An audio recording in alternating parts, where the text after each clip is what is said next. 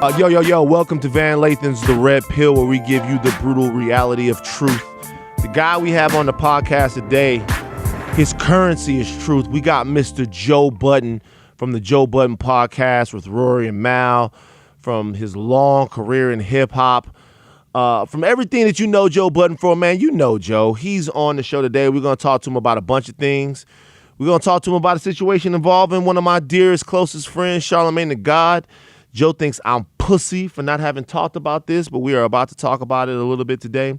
We're also going to talk about how he got his start in this whole thing and how he has become a better person since he has begun his relationship with the beautiful and graceful and talented Miss Sin Santana, and why he feels like she's had a lot to do with him being not such a fucking asshole. Pop some pills. Get ready for it. This is a fun one. Oh, we rolling? Yeah, we're rolling. Mike. Hey, yo. Does my voice sound as luxurious as I'm accustomed to it sounding?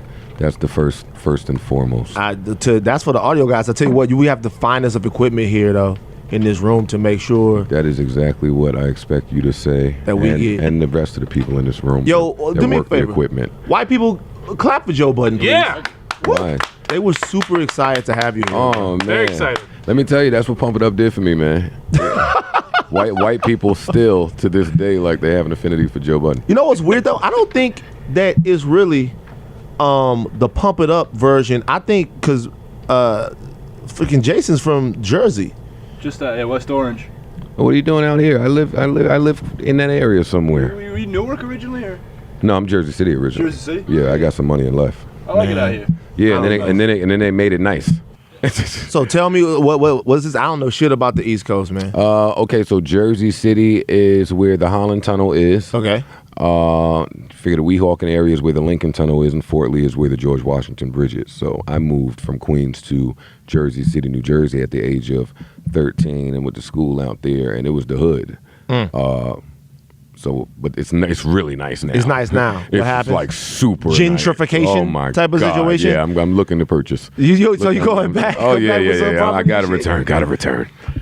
What were the beginnings of Joe Budden like? Because I'm like, for me, I remember Pump It Up, and because we were around the same age. I think I was born in 1980. Same. Right. So we were around the same age. Like what I didn't really know was what came like before that, and I just want to kind of before 1980. I don't know either. No, not before that, nigga. Like before Pump It Up. Like what? How did you get into this whole thing? Before Pump It Up, how did I get into rap? How did you get to that point where you was on the biggest label in the world? I never heard this before. Oh, okay. Damn. How did that happen? My memory's so bad. That was ages ago. I'm such a dinosaur. It's a long time. Jesus, man. I still feel like one of the new guys. God damn it. Def Jam. Before Pump It Up, there was Focus. Before Focus, mixtapes. My god brother came to see me in Jersey City. I'll make a long story less long, real quick. Cool. He came to see me in Jersey City. I was rapping. I knew nothing about the industry or music, or I was just rapping in Jersey City as a stick-up kid. Right. Oh, okay. Yeah, that's my history. That was your history. Stick-up kid, B&Es. That whole deal. Oh yeah, all that. So I was just rapping while I was doing those things. So I eventually got to New York because he was in Queens, my god brother, and he told me to just tear up the mixtapes. I tore up the mixtapes, and a gentleman by the name of Webb, he heard the mixtape. He gave it to Cutmaster C. It eventually reached Skane's hands. Skane managed Clue. Skane brought it to Kevin Liles. And then boom, we on. And Kevin Liles kind of coached Skane as in what to do in order for them to sign this kid. Right. And I originally got signed to, it wasn't even Def Jam, it was Spit Records. That was Rob Love running that. Shout out to Rob Love. So right now, your career is obviously taking all of these different terms and turns, shall I say, and right now you're one of the most important voices in the culture of some different type of shit. Oh, thank you, man. That's a true thing, though. No bullshit. Appreciate it. What did Pump It Up era Joe Budden think that Joe Budden would be doing right now in 2018? Rapping. You thought you would be rapping? Rapping. Did you have any idea of the type of rapper, how big of a rapper, what kind of rapper you would be right now? No, I just didn't envision. I never envisioned stopping when I did. Right. That was like an impulsive. It wasn't impulsive because it was well thought out. Right. But in my wildest dreams, I would have never thought at 36 years old, I'm going to say, nah, I'm cool. Just get out of it. That wasn't hard to do? No. But see, that's weird. I'll tell you why. Because you were one of the guys that was keeping, from hip-hop fans, from real hip-hop fans, was keeping what, like, we thought was real rapping going. Like, everybody else was doing different waves, and we could always come back to certain dudes if we wanted to just hear bars. What made you just be like, fuck it, rap's not my thing anymore? Because it's like you fight a fight that you can't win, man. It's like if every day you woke up and tried to convince everyone that we can fly. Maybe we could fly. Right. No one has actually sat down and tried to figure out if we could fly. Right. Because it seems stupid. So it's like the same thing in rap. You're just fighting a fight that you're not going to win. I heard Nick Saban say, and I really respect, like, there's certain people that you were coming to this. I'm are. from Baton Rouge, Louisiana. You were coming to this room and bring up motherfucking Nick Saban to me. That left LSU. He won you a championship. I don't give a fuck about that shit. Alabama, we could be Like, Alabama. come on. You were coming to this room and bring up Nick Saban. How dare you? I thought that Nick Saban would be exempt from that. From what? From this. Well, why? Because he had a stop at LSU and then went across. We get our asses whooped by Alabama every single fucking year. And that's going to continue to happen. Until he leaves. That's going to continue to happen. Until he And he leaves. just re-upped. He ain't going nowhere. Right, yeah. But I heard him say, and he's one of the minds that I really respect at what he does. I heard him say Genius, one yeah. day, he said, I hate everything about college football. Like, and I believe him. He's one of the people that sounds disgusted every time you just hear him talk. He just seems like he I hates feel life. him Yeah. because that's how, like, I identify with that. So he said, I hate everything about college football, but I have to work with the tools that I am given. He said that is what makes geniuses geniuses. They just work with the tools that they are given. It was like an epiphany. Light Like, switch. You're like, duh. this shit is like I'm sitting here angry about certain things when I could be of service.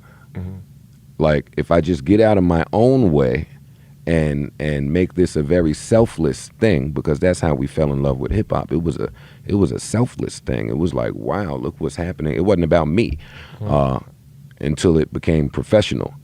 So once I got out of that and was like, damn, this is, things just started happening. Right. You feel like you mean more to the culture doing what you're doing right now? My than you did voice as a is rapper? much louder not rapping. I reach more people not rapping. My message is better served not rapping. And I accomplish all the same things I did rapping. I said that last night at the San Fran live podcast. Live podcasts have been crazy. They've been amazing. They've been crazy. I went to the one in L.A. Joe had people up there ruining their fucking lives and their relationships. There was a pregnant lady on the stage talking all kinds of wild shit about threesomes. It was really a good time, man. Y'all really got the crowd. This stuff is beyond my wildest dreams. I'm playing some of the same venues that I rapped at and couldn't sell out. ridiculous. And they're all the hour. They sell out an hour. For me, going on stage and having fun with my real life friends, like, I don't take any of that for What's granted. the wackest thing about the rap game? And we're not gonna spend too much time on rap, but I just want to know what you thought. The about it. wackest thing about the rap game, I won't say the rap game, but I mean, the need for attention seems to be plaguing quite a few people in a few different places. It's not just the rap game, but that's where it is. That's where it is. I'm watching this fucking 50 and Floyd shit, I've been on it and too. I'm like, it's telling to me. Because you have two very well-accomplished, well-respected geniuses just acting like kids. that have each other's personal numbers, too. If they want to get shit off their chest, they can So talk it's like, to each other. it's like, I respect y'all, so I would never clown y'all. So I have to assume there's a reason that y'all are behaving this way. But for me, it all boils down to the need for attention. So that's two multimillionaires with the need for attention. That's broke people front need for attention everywhere. Like, it's not too many people that's just chilling no more. Like, that's just a dead thing. That's done. And since I come from the stick-up kid era, yeah, I chill still. Still chill. I chill still. I'm gonna make a statement to you. I'm not gonna tell you who made this statement, but it was about you, and I want you to tell me whether or not this statement is true or false. It was made about a year and a half ago. Does the person like me? They do. Okay. They've always liked you. Is this person honest? I think so. All right, let's hear it. So the statement is this. Is this a true statement? Joe has always been real. Joe has always been thorough, but he was an asshole until he met Sin. No, that's not true. Not true. The person said that Sin has leveled you out and brought out parts of your personality. Oh, no, she has. That part is true. I just say I'm still an asshole. Oh, you're still an asshole. Okay. I'm still an asshole. Oh, so you're saying, okay. I have a different version of that. You want to hear my version? My version give me your version. Joe is the same raw, honest, unfiltered, just Joe, right? Mm-hmm. Today, the audience has changed. The audience is more accepting of this style of this delivery. Yeah. And minus some of the anger and the bitterness and the resentment. Dame, yes. Dame says that too. I was just with Dame. That's my guy. Last week. Yeah, Dame says that too. Dame says, man, I've been saying the same shit. Y'all just started listening. Yeah, it's not totally different now. Totally different now. So was we pussy back in the day? No, we didn't have the outlets back in the day. Like when the first thing I did when I got to Def Jam was invade the new media department. Like that's back when they had departments for this stuff. And, they didn't really pay attention to that because it just wasn't important in the grand scheme of things. But today, that's everyone's outlet. Right. So today, Dame we can see and hear from Dame at all times. There was a period in hip hop where we were dying to know what Dame thought and we couldn't. Yeah. Right.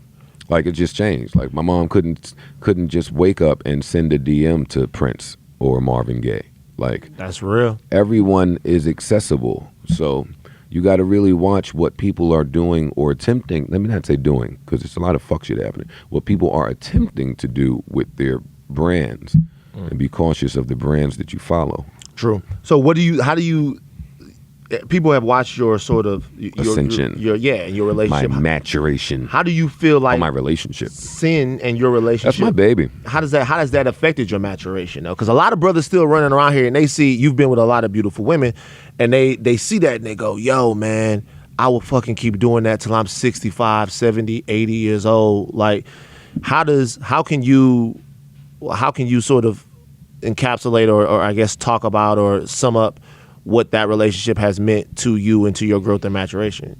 Sin was she was one of the first people that, like, let me figure out how to word this. Because there was a point where, Sin and I have known each other for a long time. Okay. But there was a point where there was some genuine disdain that we had for one another. We just didn't really. Word. Yeah, we just didn't really rock with one another so tough. Right. But through the years, that changed, and then we just got really, really, really cool. So by the time her and I popped off, like, I really, really liked her. Right. Like, friend-wise, like as a human being. We rocking, right? So that was new for me. And in that phase, what I noticed was, wow, the same way that I like her, because I've never looked at her this way before. The same way that I like her, she's well liked. People like her. Like, just, I've been in relationships where certain women have come in the room and instantly dampened the room. Right. Just dulled light over dark now. Right. She does the exact opposite. Not just for me, for a bunch of people. What it did for me was, I spent my entire career on guard and emotional and young and just, wild. Trying to figure it out. What it did for me was it made me say, you know what? Maybe that's cool to be liked. Like, maybe I'm likable. Right. Okay. Like, that's dope. I'm not an asshole to everybody. I just have this, I'm just a dick. I'm just standoffish. I'm grumpy. I have these ways that, everybody don't have to get that. Yeah. Like, shit is cool. And then I was so happy with her that the two ideologies just, I mean, it just coincided like this. And then as time just went by, you're like, damn, everything is great. Yeah, man. You know what?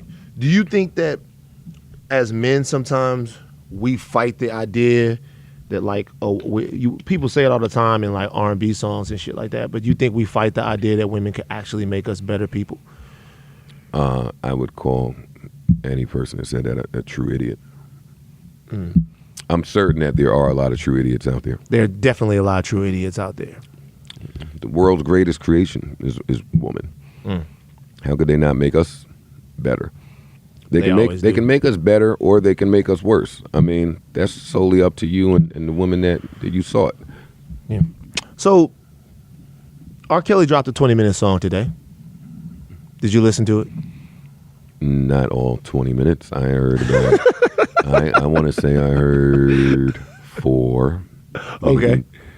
4:10. I didn't get to the John Legend part. I heard that, the John Legend part. What did he say about John Legend? Ian couldn't tell me. He said that he mentioned John Legend, Steve Harvey, and Tom Joyner. For the young white listeners, you don't know who Tom Joyner is, Google that shit. He's a titan in black radio. He said that he doesn't know why those 3 guys spend so much time tearing him down when they could be lifting him up.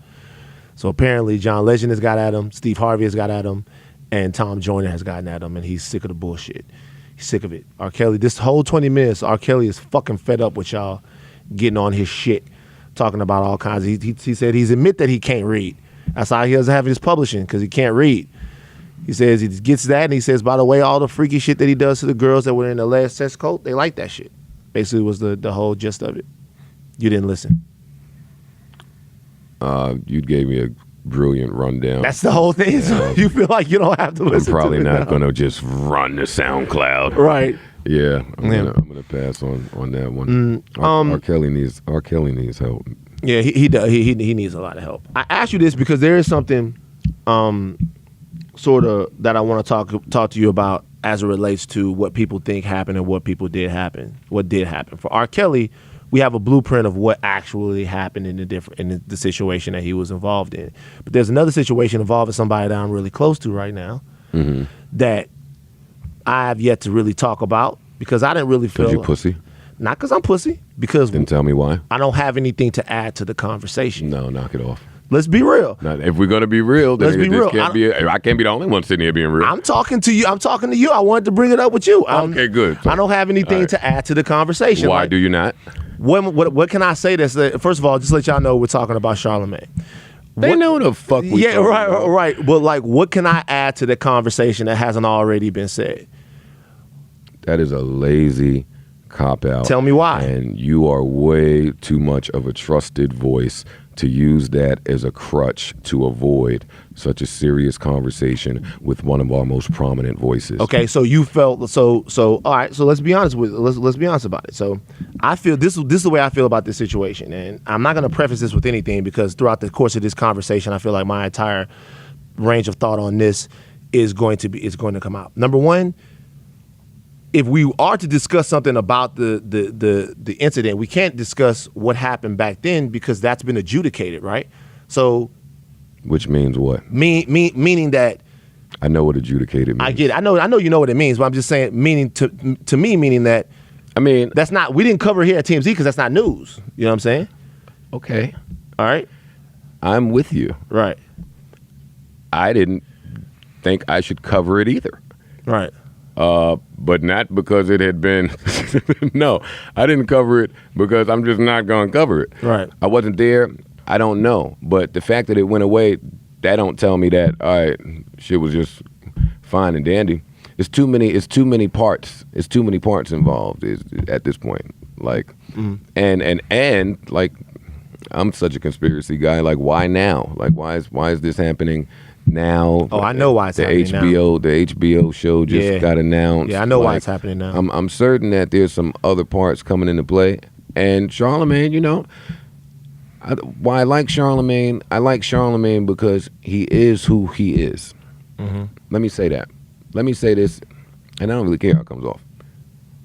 Whatever happened, and I don't know what happened, Charlamagne is behaving the way that I would expect Charlamagne to behave Right. in the situation. Yeah. And that is why I like Charlamagne. Right. He's not running from it. Me and him had a long text conversation about it. He was screaming on me as if I had said some shit, but I didn't. I'm not going to speak on it because I don't know. I don't know, and I wasn't there. Right. I just like how he's going about handling himself. Yeah. And I think what I mean is, okay, so But y'all pussy for not talking about it. who's pussy? Everybody didn't talk about it. So what I don't understand, and I'm being for real, and the reason why I'm saying is like, so the old case, we don't like the old case comes up. He submitted DNA to that case. Like, you know, he submitted DNA exonerated him. So I'm cool on that. As far as what happened there, Yes. this is not to belittle what went down at that party because something did happen.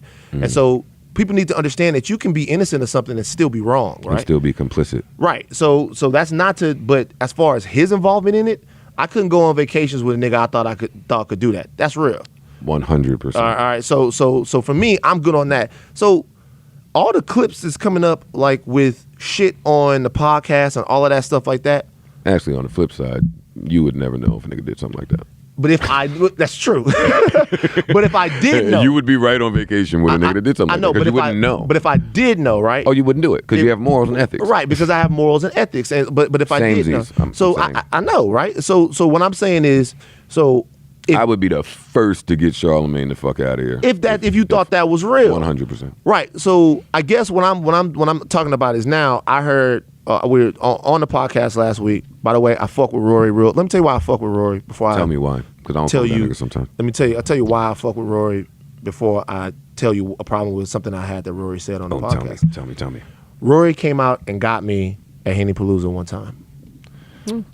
Rory came out and got me and let me into the Henny Palooza. This is pre-Kanye. This was when I was just a nigga on TMZ. Rory's out there, and I guess him and Cass I had to wait for Cass, and Rory came out there. He dapped me down. I was like, yeah, man, he showed love. Anybody who shows love, I appreciate you as a stand-up Rory's guy. a good guy. Rory's a good guy. Rory said on the podcast last week, he said that he's through with Charlamagne, or that he's done with Charlamagne because of the clip that came out about the Spanish Fly situation. My issue with that is that clip is in the larger context of a discussion that they were having, and I feel like we're missing that. I said that. Did you? Yeah. Maybe I was so in my feelings I didn't even hear that shit. You can't. I said I don't do that. Like, actually, we spent a good minute talking about that. Yeah, I did. I listened to I can't retroactively go back and snatch everything that is applicable to this situation that Charlamagne has ever said when they were having a conversation. Like, Yeah. you're not adding that context. You're just snatching shit that makes him look nasty. Like, they could do that to me. They could do that to us. Like, Yeah, and so I feel like with a dude that's smart like that, or anybody, if you listen to a conversation where he's describing, first of all, something that both him and the girl took, and it's not GHB, it's available in stores and all that stuff, I wonder, what do you think is going on? And being a voice in the media, this is very important. Why do you think people want to believe this so badly? Like I think people want. I'm not going to say it. I don't think people want to believe. I think that there's a lot of because despite everything that's come out, right? Despite the charging documents, despite all of this stuff, I feel like there's a group of people who want to believe that this is true. Well, I'm sure there's a group of people that want to get Charlamagne the fuck out of here. Like, that existed before any of this came out. Right. That's gonna exist when this is yesterday's news. Like, there's gonna be a group of people that want to get Charlamagne the fuck out of here. How do He's got to be well prepped for that, and he seems to be. Like, he lawyered up. Like, shit got taken down. He did exactly what he was supposed to do in that situation. So as obviously people know that I'm a friend of his, I'm supposed to come out and say what in Joe Budden's opinion? What was I supposed to say? Your sentiment. Just address it. I owe it to. I'm actually getting the masterclass right here because I'm talking to you. I'm serious, like, because this is the first time that you're too big of a voice, and what happens is when you don't report on it. See, the first week I didn't report on it. I had a journalist in there with me, so I wasn't touching it. You didn't touch it. Elliot didn't touch it. The Shade Room didn't touch it.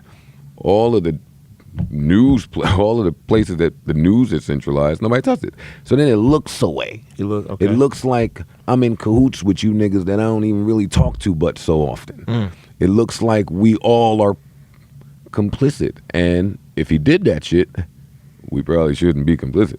So that's how it looks. I'm not saying that's what it is. Yeah. So you have to come out and either speak to the friendship, speak to the facts, speak to what the public already knows. Like, how you handle it is how you handle it. On my podcast, I don't censor anybody. So while I didn't agree with Rory and Mal, get your feelings off. Like, say what you gotta say. Say what you have to say, because we don't run from things on this podcast. Yeah. How do we have a larger conversation about what we have to do, which is protect and empower women? First of all, people say we want to protect and empower women. We have to protect and empower women in situations like this. At the same time, speak to the actual facts of what's going on. Like, like, how do you, like, at this point, I really fucking, I feel a little powerless, because I want every woman that's ever been in a situation like that to have an open and honest forum where she is believed, where she is empowered, where she feels completely okay to talk about these things. But at the same time, I want us to be responsible in sort of how we look at them. I want facts to matter more than accusations. Okay. Do you feel like we're in a position where we can't ask for that right now? Or are we, am I off? Where am I going wrong at? And thinking that you can do all of that. Both. Yeah. Like, it can't, that's not where we are, man. We're not in a place where that can happen. Not right now. Eventually we have to be, though.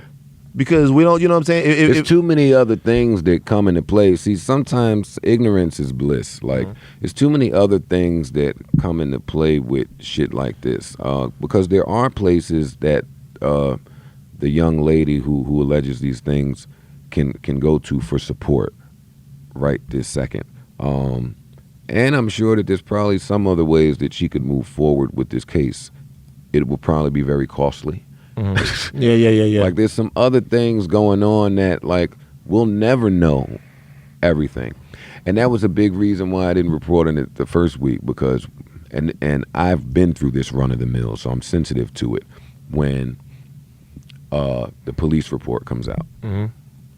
So the Charlamagne shit comes up, and the first thing that starts to come up are the documents, the police report, and that's when they hang you. That is when the court of public opinion hangs you.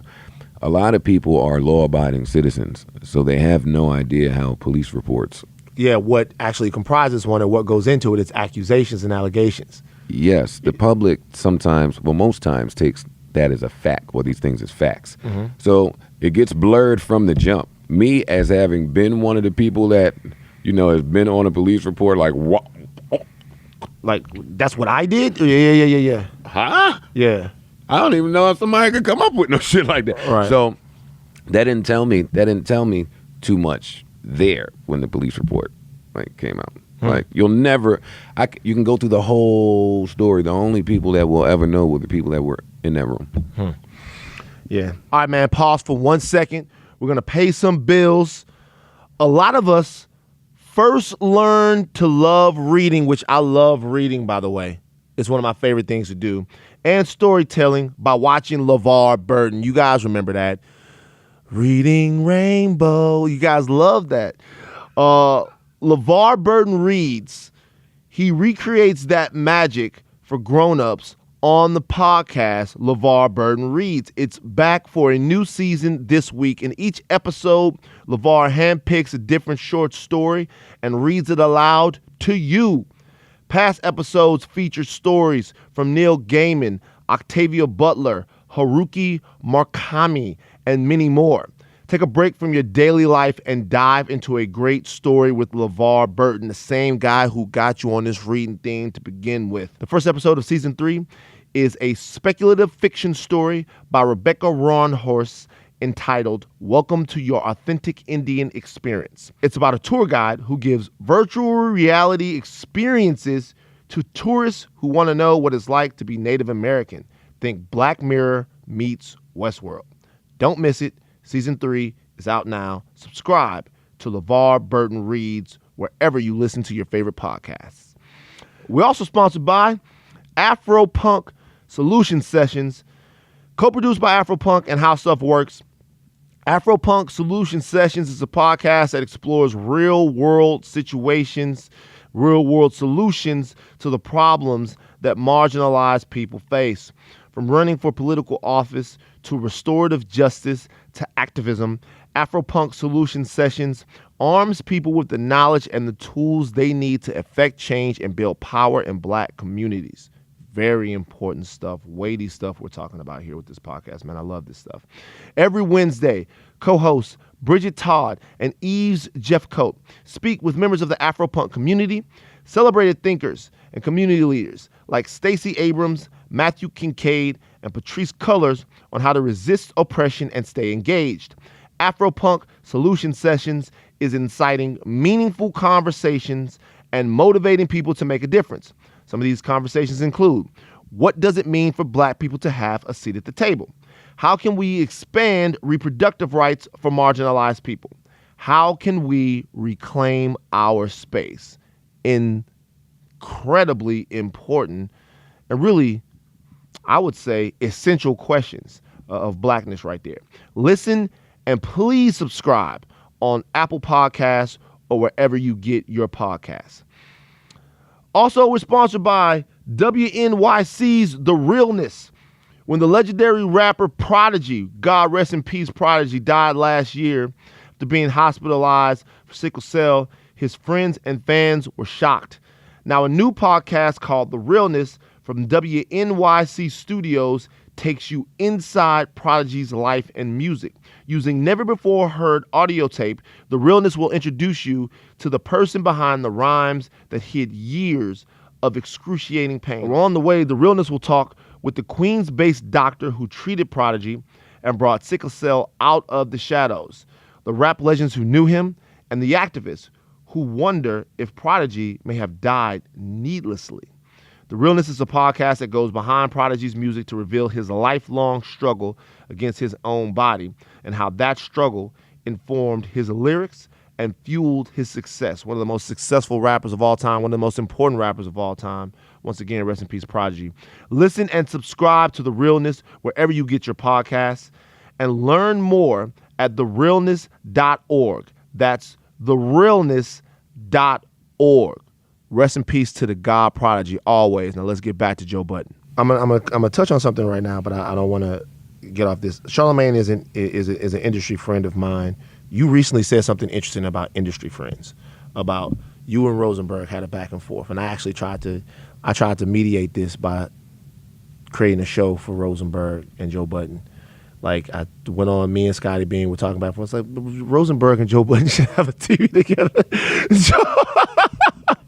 I was thinking maybe this could be like a great, back and forth. I'm like, yo, maybe y'all should just do a show together. And Joe didn't. I don't think Joe responded, but I didn't respond. But Rosenberg went in a typical Rosenberg response, which was to go, yo, man, that would have been such a great situation back in the day. Like, I really respect Joe and like all of his stuff, but we can't do that now. Things have gone too far. Rosenberg, a lot of respect for him, real dramatic guy. But it's just like, that's a true fact. Like, real. So before you even go any further, let me tell you about my DNA. Mm-hmm. I never get along with dramatic people. Never. I never get along with dramatic people, and I don't do well. I don't typically do well with dramatic people or very sensitive, hypersensitive people. Peter is both.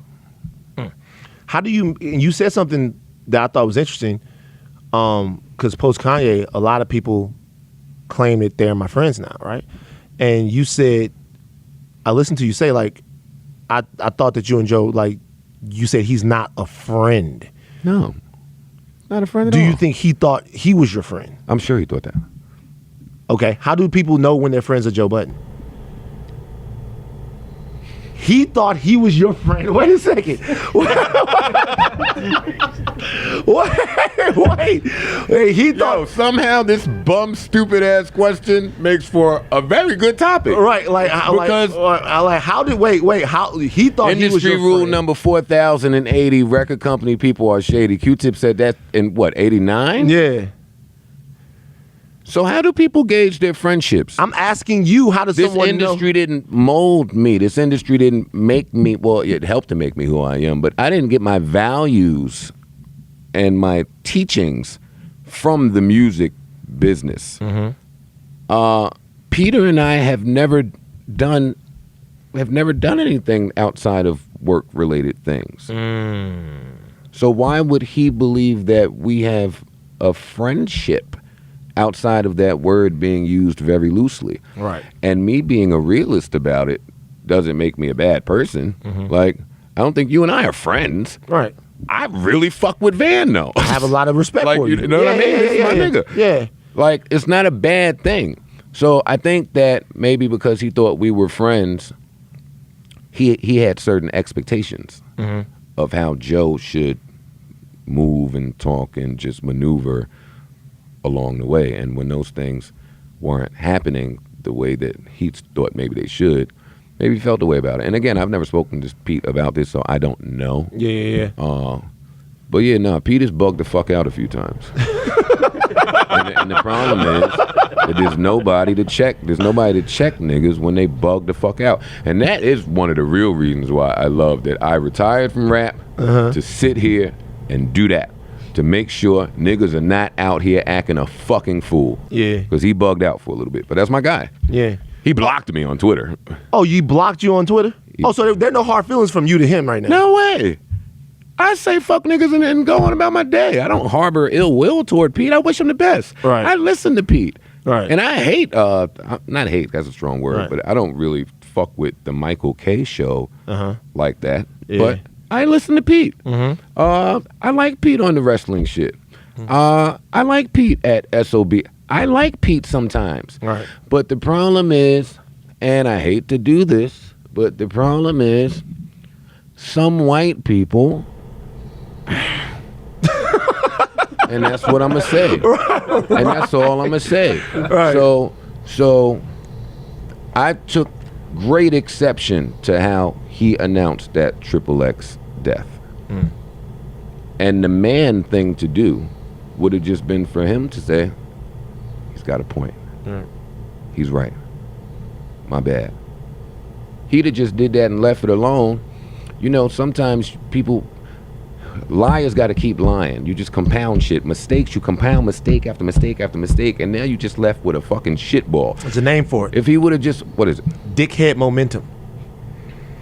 So what happens is there's a name for it. It's My true. dad told me it's called dickhead momentum. It's a point that you actually even realize that you're wrong, but you're so deep in. You gotta keep going. You gotta keep going. You gotta go.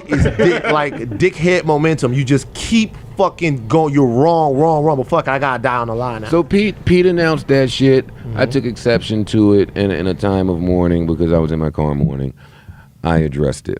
If he'd have just apologized and moved on, that would have just been the end of that. He could have still blocked me. Because it's not about me. Remember, my contribution now is all about being selfless. It's selflessness. Yeah. This is not about my feelings. It's just about right and wrong. Ask my fucking partner over there. I live and die. My business goes on the side of what's right and what's wrong.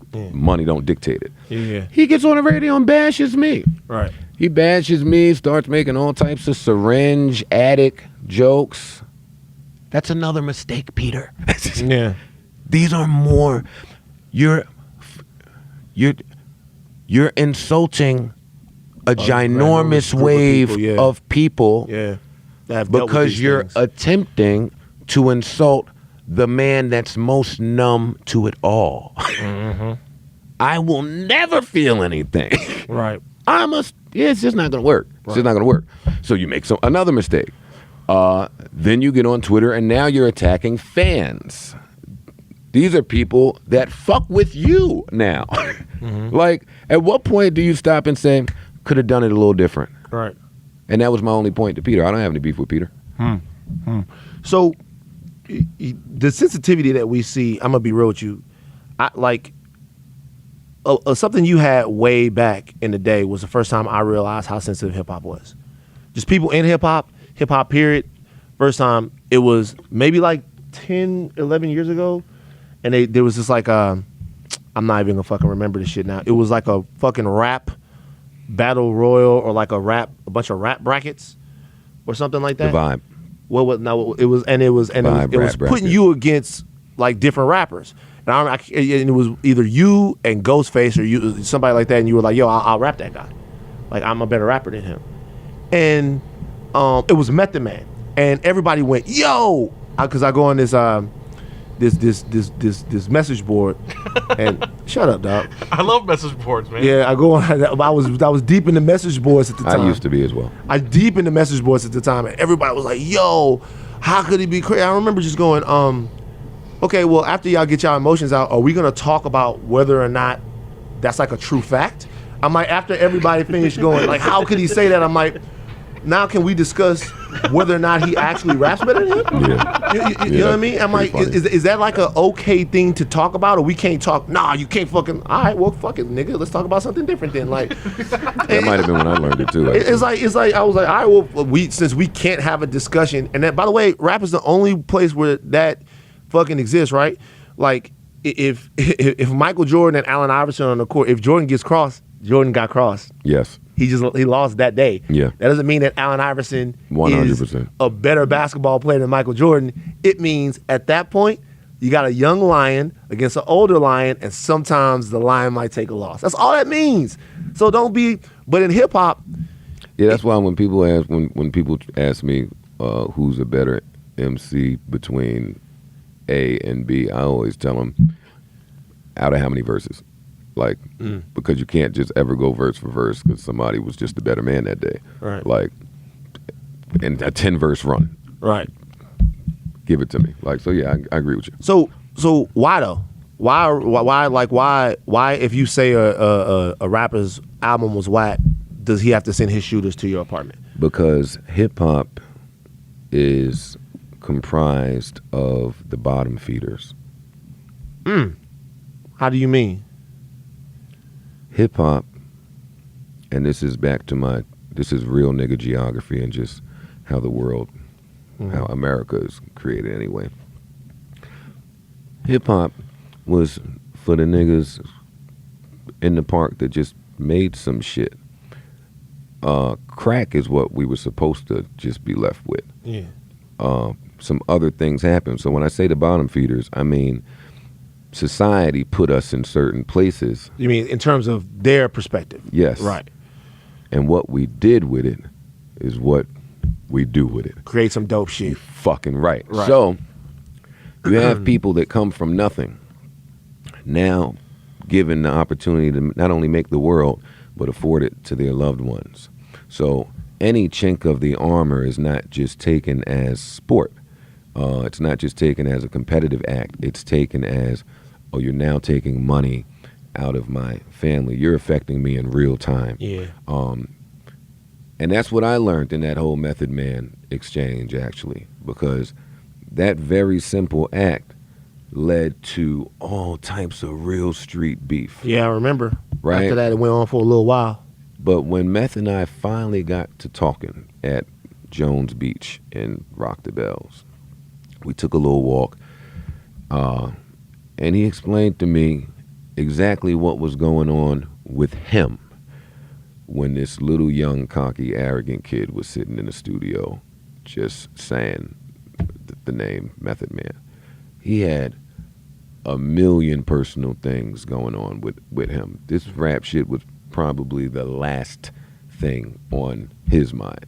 And that's all I'll say. So for that to happen, it made me understand the nuance of it. It made me understand the complexities of the business as a whole. So Disrespecting someone mean sometimes being less than honest with them?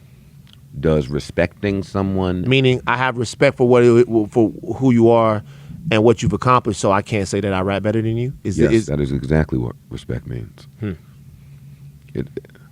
Beyonce would never say that to Tina Turner. She would never say, Tina Turner, I perform better than you. She would never say that, period. She would let her husband say it. No way. Beyonce is the best performer in the universe. But she would never say that to Prince. She would never say that to Tina, because you respect the people that came before you and paved the way and made it available for you to do what you're doing today. Meth is that for me. Meth is probably the only person I give a one-up on a song with Biggie on the Ready to Die. he made some of the things that I was able to do possible. So in the grand scheme, what does it matter if I can rap better than Method Man? At what point will that have to be proven or showcased unless you bring it to that point? Because Meth won't. Right. Meth is iconic already. He ain't running around looking for the young, and that Meth Joe Budden is Joe Budden Yachty. It's like a cyclical type of deal. It's the same deal that comes back and forth over and it keeps coming back. So who's gonna be like? I gotta be the person to take some of this information that I've received and push it forward. And shout out to Meth, by the way. Yeah, see, gotta give him shout outs. One of the best ever. 100%. And a multi-talented brother, man, a real legend in this, and not just hip hop, but in entertainment. Period. Where are you right now in your Kanye vibe? Like what thoughts do you have right now about Kanye? I don't talk Kanye. I'm off Kanye. Off of it? I'm off him. I don't have thoughts. I don't think about him. He's eradicated. Is there anything he can do to be uneradicated? No. That's No. that. No. Why do you feel like that's such an important stance?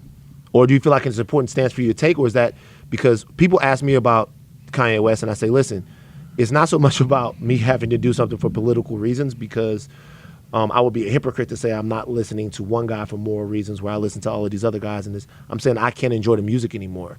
And that's really the thing for me. It's like I hear it now and I'm not even like mad anymore. It just doesn't sound the same. It sounds, it's weird. It went too far. But I know that that's my best way to kind of explain it. Is that's kind of how you are? Or are you making a conscious effort to say, this is something I don't want as part of it?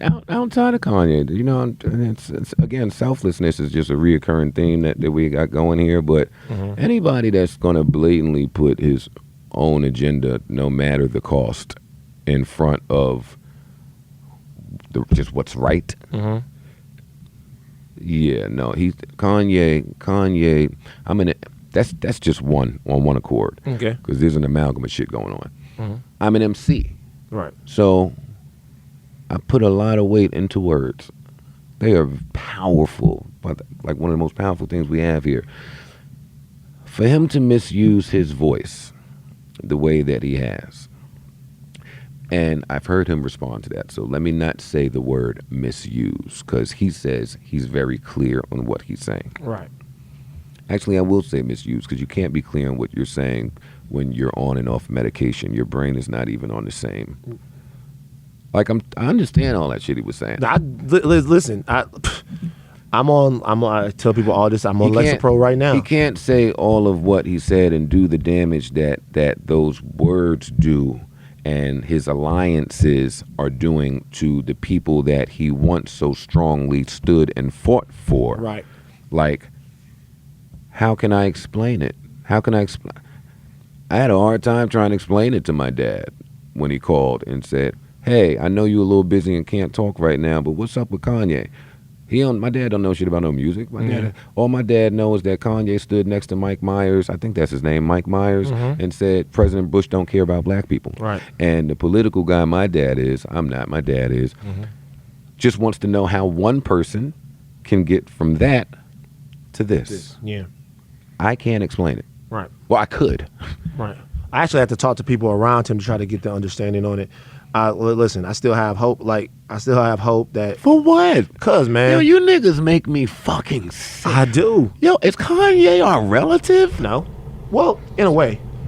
No, I'm gonna be real with you. I'm gonna be real with you. Oh, please don't waste my time with this shit. I'm not gonna waste your time with it. He's not your relative. He's not my relative. He's not my relative. He's not my relative. You didn't go to the wedding. I don't give two fucks about none of this Kanye shit. I do. Why are we holding out hope? I tell you why. I tell you why I am. Personally, I'll answer the questions. Number one. Because our God is a forgiving God. No. Nigga, come on. God is a forgiving God. My God is a forgiving God too, but that's not why. Because I do think there are two things going on. Two answers to that question. Number one is that there's a specific way there's a reason why I keep hoping that Chris Brown gets it together. And the reason why I keep hoping that Chris Brown gets it together is because that type of talent and that type of power of culture is an incredible. Let me stop you there. Why, if you wrong already? No, I'm not wrong. I can't be wrong with my opinion. You're wrong when you're talking about because you're doing what everybody does. You're going to his level of talent, and I'm going to speak to how that has decreased from in the last 7 years. Yay or Chris? Yay. Okay, yeah. Never Chris. I know. Yay. But my point is this, though, and I use that to only say this. When we have guys like this and we have brothers like this, the amount of positive work that they can do, the amount of sort of transformative action that they can take, it's so huge that if we don't have to excite them, if we don't have to lose them, it would always be better not to. Like if you like with the amount of inspiration and the amount of knowledge and the amount of all that stuff these brothers can kick that we really need. I believe action. That we if you know what I'm saying? I believe when people show me who they are, you should believe them. That's very true. But I will keep Kanye in my prayers because my God is a forgiving God. Right. And hopefully he gets his mental state together one day, because I don't believe that his mental state is all the way together. And judging from words straight from he and his wife's mouth, it's not. Yeah, I mean, I hope he gets it together. I hope outside of that, I don't give a fuck about Kanye. I hope he gets it together too, but I just know that a large part of the last decade, that's y'all up here. I was spent being inspired by Kanye West. And I know he can inspire more people. Fuck all that. Does Kanye own some of TMZ? Let's get to some real shit. Ask me a question. Does Kanye own some of TMZ? Now he's not owning TMZ. Why do you think Kanye owns some of TMZ? I never thought that. I'm asking a question. But the question came from some impetus in your brain. Is TMZ the police? How so? Like, what do you mean? No, they're not the police. Like, how they? Man, don't know shit. I do know. What do you mean? I'm a senior producer here. All right, good. So tell me how y'all get all the police reports so fast. Anybody can get a police report. Anybody can get a police report. There are a couple people. Listen, Act gets police reports. Look, Joe got his mic down. Act gets police reports. He just told me anybody. Anybody can get a police report. You call a PIO. There's certain places. Anybody can get a police report now, when they are released to the public. Fan. Right. I'm asking you about the police reports that you guys get before they are released to the public. Well, we don't really get police reports before they're released. Give me an example of a police report we got that was before. No, because I don't really give a fuck. I'm just trying to bust your chops. Like, I'm just shooting the shit. What was we talking about? Act? Right. Act gets police reports. Let's talk about Act real quick. Act, you and him did a show together. Show didn't last very long, but the cultural impact. Shout out to Wayno, by the way. Me and Wayno had a lunch this past Saturday. Wayno, great guy. He's just like a lunch whore. I go to lunch with people. That's why I won't move to LA. Why? Because all you niggas do is just run around going to lunch. We build. We build.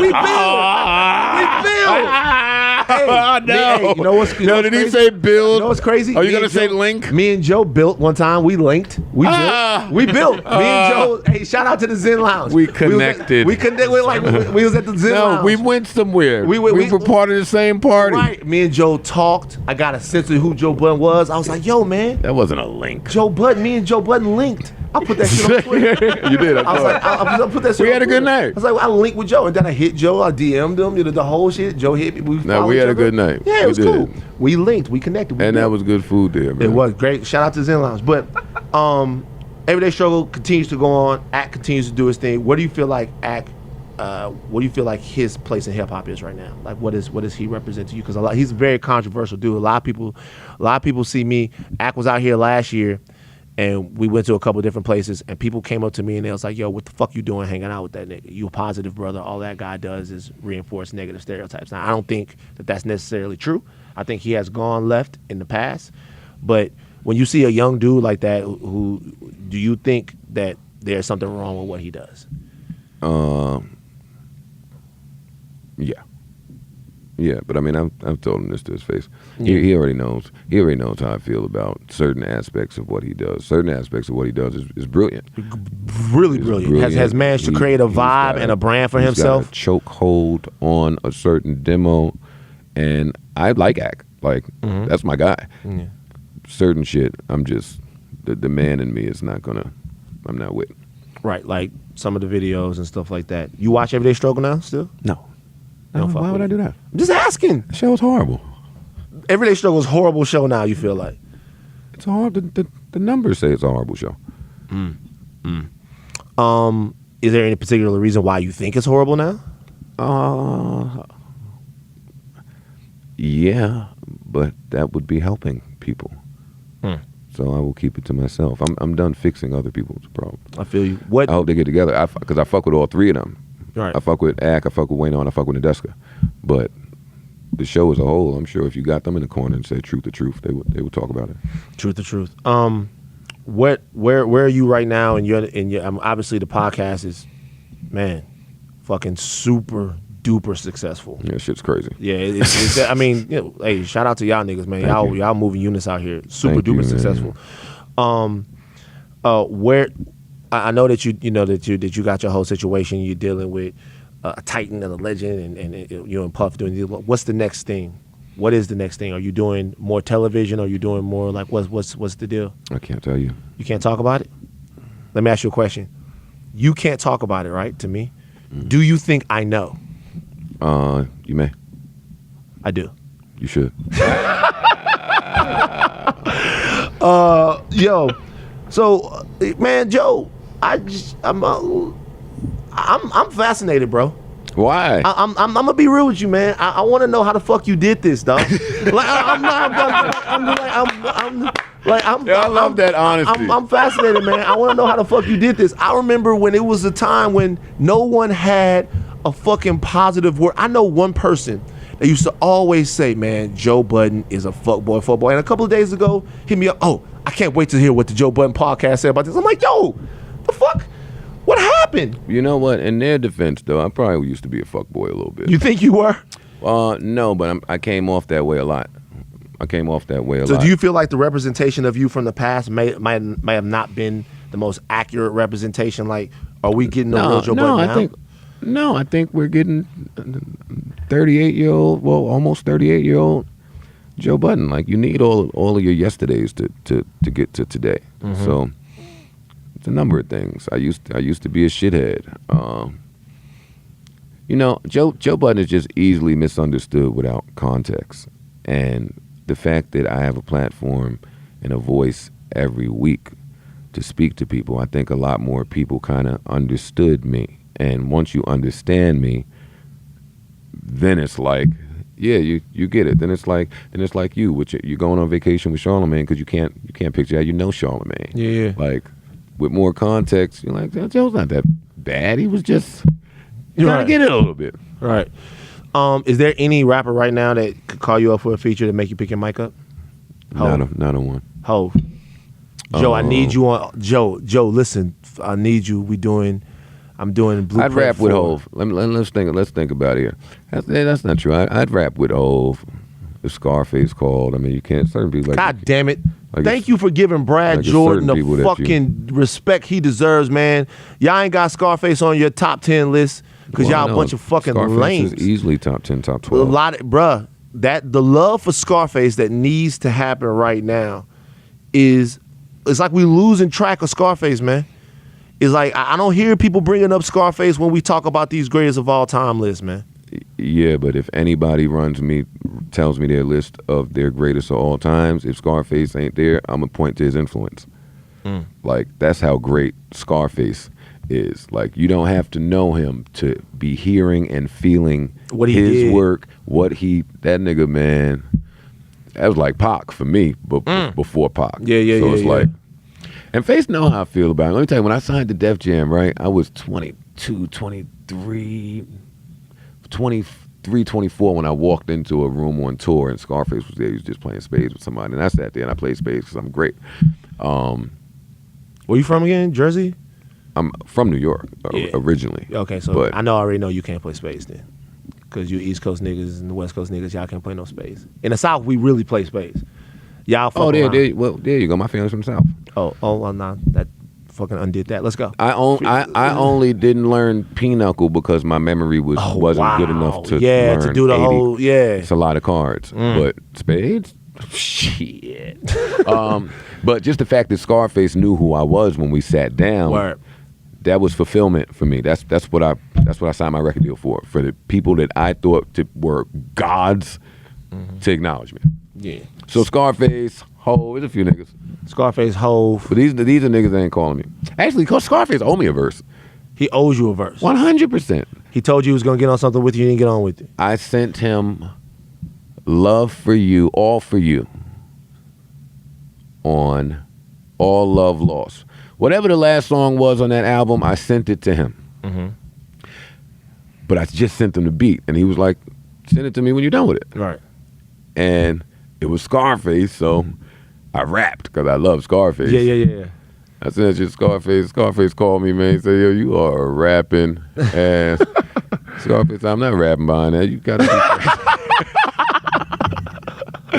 He said, would you get something else? Send it to me. But he was running around. He had just put his album out. Yeah. So I thought that was his friendly way of saying, I've been a little busy. What's the wackest Joe Budden verse? Oh, there's a bunch of them. There's a bunch of whack Joe Budden verses. Do you know, like, I don't have any, do you know it's whack? 100%. So you in the studio, you go off and you like, shit, that's fucking suck. Like, you know it's whack? Yeah. The early part of my career, that was my fight. I was signed to a production company and I was signed to a label that we all had creative differences of which direction we should be going. So there's a whole bunch of shit from that era where it's the worst music I've ever heard. And I was sitting in a strip club one day in New Jersey. It was Cinderella's, right? And I'm from Jersey.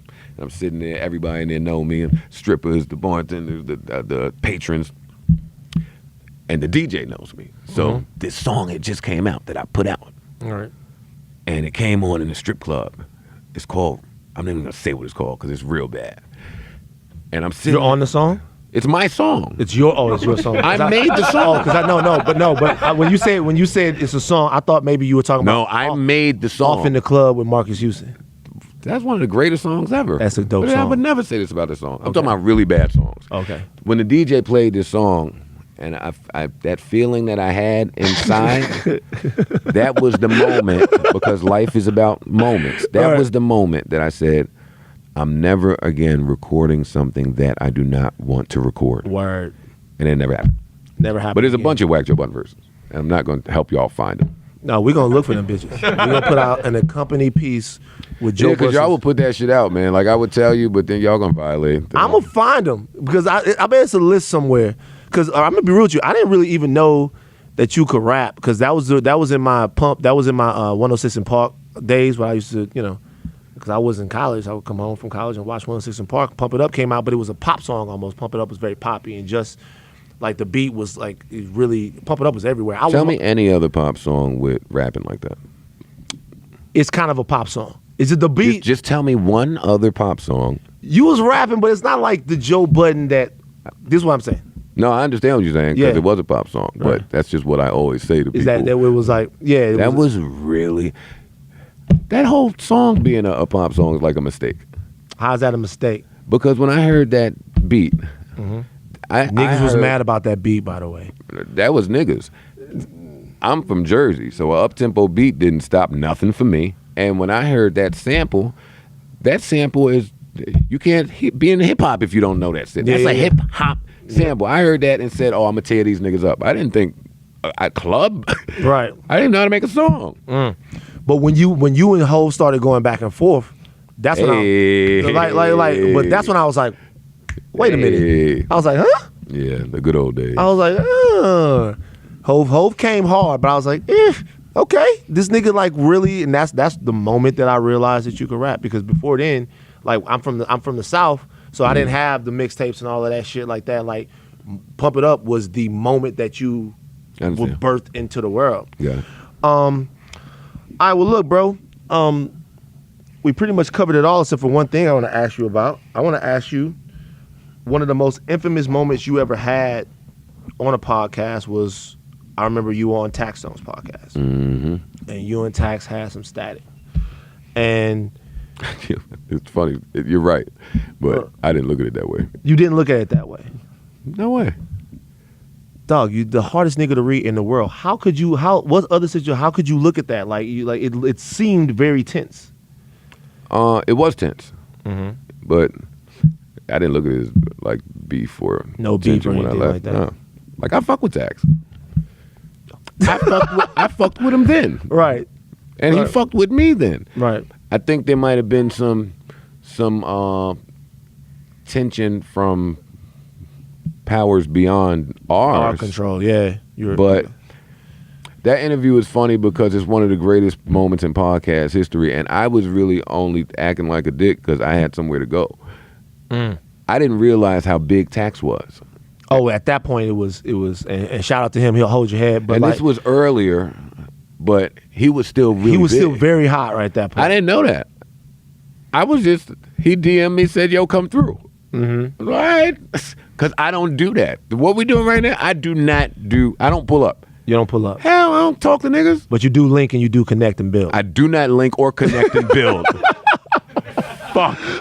Jesus, man. That even sounds horrible. Yeah, so that's actually, that was cool. That was real good. And me and him became like super, super, super fly as a result. Right. Yeah. It's unfortunate. Do you think is it going to be, because do you ever have pause about giving your real opinion on something going on in rap because you know how hard it is to be like a rapper? Like, you know all the okay, I put that question like this, and we might move the sequence around a little bit, but I want to get this question out. You know what it's like to be a talented MC and not have your situation at a major label meet the bar of your talent, right? Talented, more talented than what went on at Def Jam. It's a bunch of Joe Buddens out there right now, dudes who, for some reason, like, it's a bunch of guys. Some guys just came out. We've been waiting on albums for them for 10 some odd years and shit like that. So do you have a soft spot for artists you see getting jerked, or is it like? Yeah. Well, that's the perspective that I speak from, and I think that's why so many of my peers support me, because I speak from an artist's perspective. Mm-hmm. So sometimes shit be looking away and it just falls on the artist, but that's not really what's going on. And I think some of the fans appreciate it because I'm helping to provide context for them as well. So I've been independent. I've been on a major. I've done the internet thing. Like, it's just a bunch that I've done, so I pull information from a lot of different places. I speak from that. I'm not just looking, my barriers are not just, numbers based, algorithm based. Like, it's a lot that goes into that. My only rule is I don't speak on shit that I know is in the streets for real. That's my only rule. Right. Because those things have real life ramifications. Well, it's in the streets, and I respect street culture. I feel you. Do you think that we in any way over prioritize street culture in hip hop? No, unfortunately, I think we're beginning to start seeing the ramifications of under prioritizing street culture. Tell me about that real quick. What do you mean? I think a lot of people on the internet just, even like we was talking about with Ack earlier, like, he'll post a kid and say, he'll post a kid threatening somebody and say, yo, you think these niggas gonna get this nigga or not? Like, I see what you mean. Ack, Like that Ack has never spent one day in the streets, and if he did, he wouldn't play like that. He just would. That's my opinion. I can't prove that. Yeah. But I've spent some time, in Jersey City and in some different places. So I don't play like that. Like, I've almost had my head blown off. But my Right. point is, when you've gone through certain things, you respect understand street how you culture. understand that people's lives actually get impacted and they actually end. And if you don't respect street culture because you don't have to, respect the energy of the universe. right. Ack plays a dangerous game where he ignores them both, and I pray for him and I love him. So Yeah. I hope he gets it together. I think what I mean is what I want to see from us is that we understand how to, because in any sort of minority group, honor culture always becomes a big deal, right? Any minority group, honor culture, like blah blah blah. I want to see us be a little bit more cerebral and take insults and threats to things like that maybe less to heart. Not where it's really live, right? Like, if somebody's posting guns and shit like that, boom. But like other situations that kind of go on and get really blown up in our culture, to beefs and to things like that, we got to kind of chill a little bit.